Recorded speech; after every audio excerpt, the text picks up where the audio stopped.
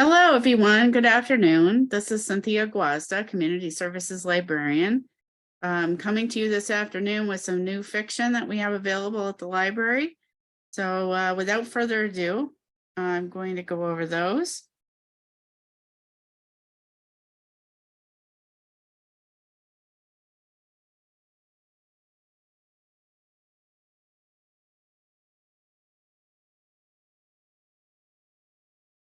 Okay, so we're talking about some new fiction available at Hagaman Library this month in May. So I'm going to talk to you about some books that you can borrow. You can go to our website, which is at the bottom of this slide, www.hagamanlibrary.org. You can click on My Account and you can log into your account using your library card, and you can put some of these titles on hold. You can also call the library at 203-468-3890, and you can ask to put these titles on reserve. So without further ado, let's get started. So the first book I'd like to talk to you about today is called The Secret Service of Tea and Treason, and it's by India Holton. Known as Agent A, Alice is the top operative within the Agency of Undercover Note Takers, a secret government intelligence group that is fortunately better at espionage than at naming itself. From managing deceptive witches to bored aristocratic ladies, nothing is beyond Alice's capabilities. She has a steely composure and a plan always up her sleeve, alongside a dagger and an embroidered handkerchief. So when rumors of an assassination plot begin to circulate, she's immediately assigned to the case. But she's not working alone. Daniel Bixby, otherwise known as Agent B and Alice's greatest rival, is given the most challenging undercover assignment of his life, pretending to be Alice's husband.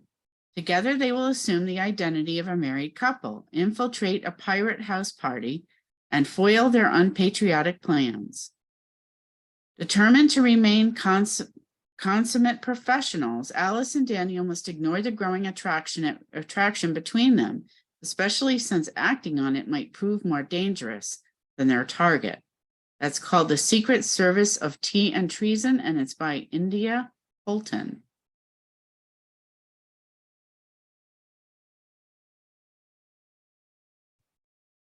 The next book is called Big Chicas Don't Cry by Annette Chavez Macias. Cousins Mari, Erica, Selena, and Gracie are inseparable. They aren't just family, but best friends, sharing secrets, traditions, and a fierce love for their abuelita. But their idyllic childhood ends when Mari's parents divorce, forcing her to move away. With Mari gone, the girls' tight-knit bond unravels. 15 years later, Mari's got the big house and handsome husband, but her life is in shambles.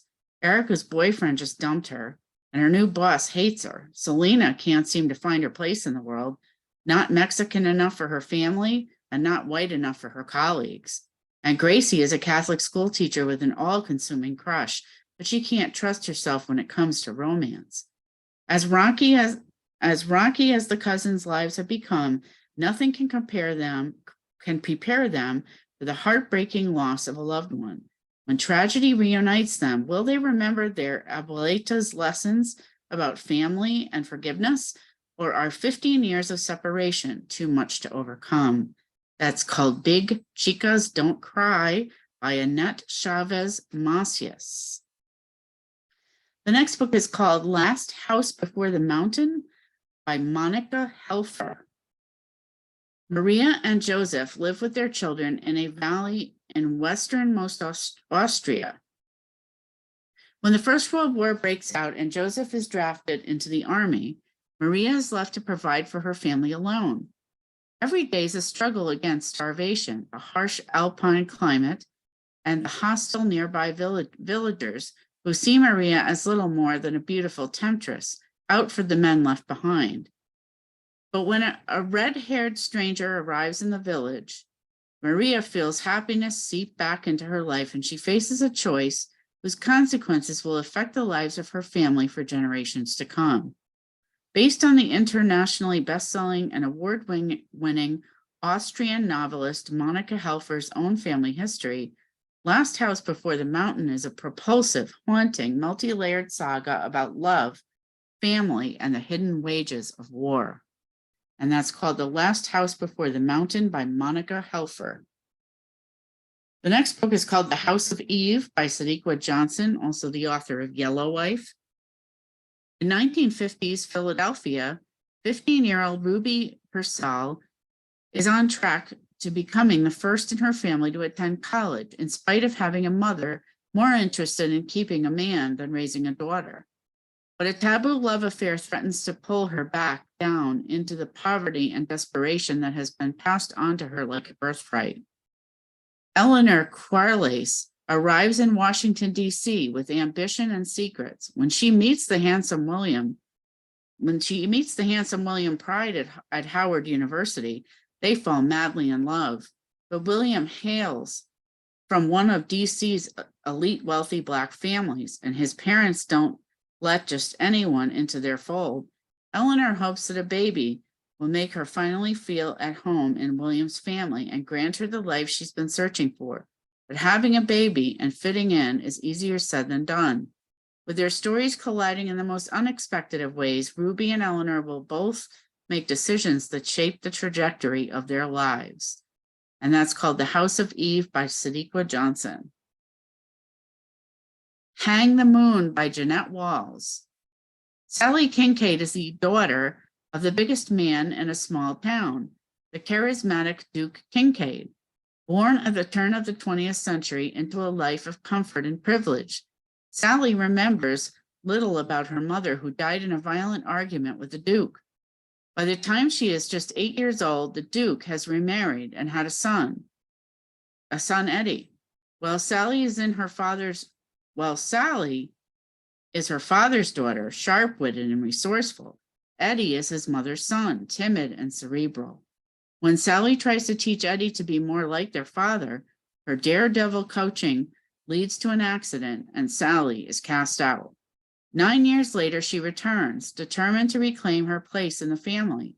That's a lot more complicated than Sally expected, and she enters a world of conflict and lawlessness. Sally confronts the secrets and scandals that hide in the shadows of the big house. She navigates the factions in the family and town, and finally comes into her own as a bold, sometimes reckless bootlegger. You will fall in love with Sally Kincaid, a feisty and fearless, terrified and damaged young woman who refuses to be corralled. That's called Hang the Moon by Jeanette Walls. Pineapple Street by Jenny Jackson. Darlie, the eldest daughter in the well-connected old money Stockton family, followed her heart, trading her job and her inheritance for motherhood, but giving up far too much in the process. Sasha, a middle-class New England girl, has married into the Brooklyn Heights family and finds herself cast as the arrivist outsider. And Georgiana, the baby of the family, has fallen in love with someone she can't have and must decide what kind of person she wants to be.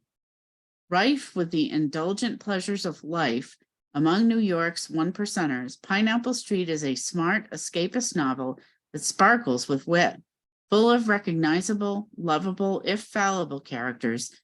It's about the peculiar unknowability of someone else's family, the miles between the haves and have-nots, and the insanity of first love, all wrapped in a story that is a sheer delight. It's called Pineapple Street by Jenny Jackson. The next book is called Hello, Beautiful by Anne Napolitano. William Waters grew up in a house silenced by tragedy, where his parents could hardly bear to look at him, much less love him. So when he meets the spirited and ambitious Julia Padovano in his freshman year of college, it's as if the world has lit up around him.